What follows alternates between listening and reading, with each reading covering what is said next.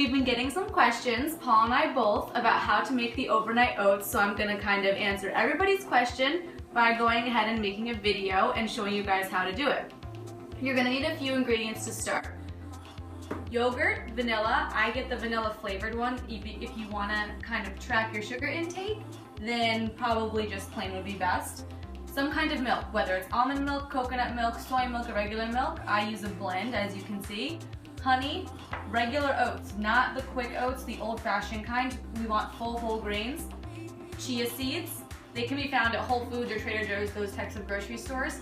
And then your flavor. I tend to go with regular peanut butter and Nutella most often. However, there's lots of creative other options that you can choose from.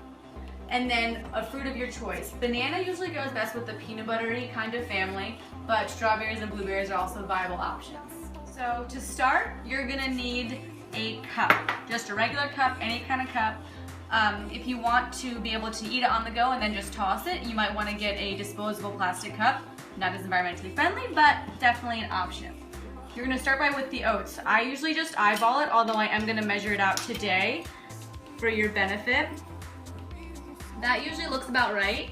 It's going to look like not a lot, but you're actually going to, it tends to expand when added to liquid. So this is about a little under a quarter cup. Go ahead and put that in. Now we're gonna add our milk, whatever kind of milk you decided to go with.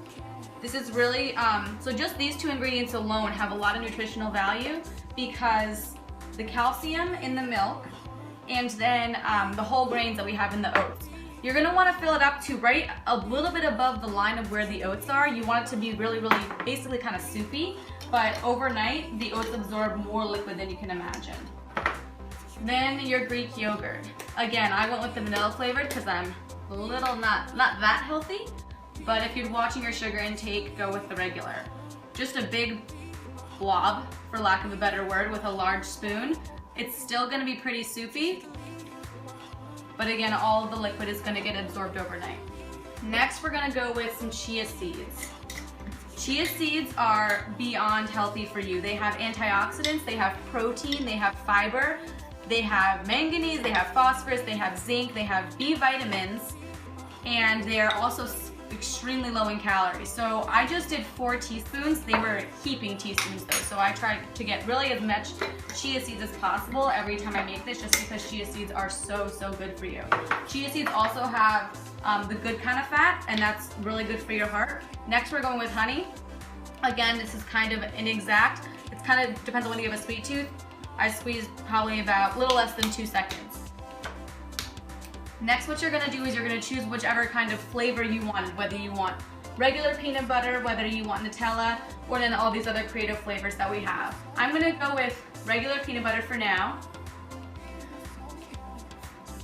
I tend to go with crunchy, and it's brand new, because it adds some more texture. I think that the creamy just kind of feels like you're eating plain yogurt, and I kind of like to have a little crunch in the morning. So just kind of a big glob. If you are watching your fat intake and fat's a really big problem for you, you can just do a little bit less than that. You are going to have the peanut butter flavor even if you use a very little bit.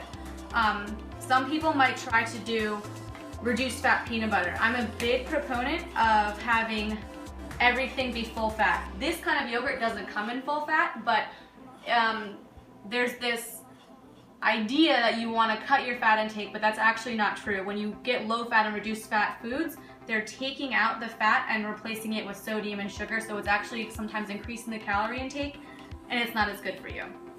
So fat, don't be afraid of fat, basically.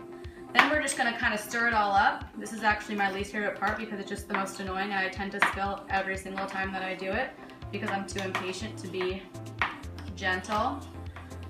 But it's still gonna have kind of a soupy texture. It's not gonna be solid at all yet. You're gonna wonder how the heck you're ever gonna wanna eat this. But trust me, overnight, it really makes some changes and absorbs a lot of the liquid. Okay, once everything is thoroughly mixed, you're gonna go ahead and add the fruit.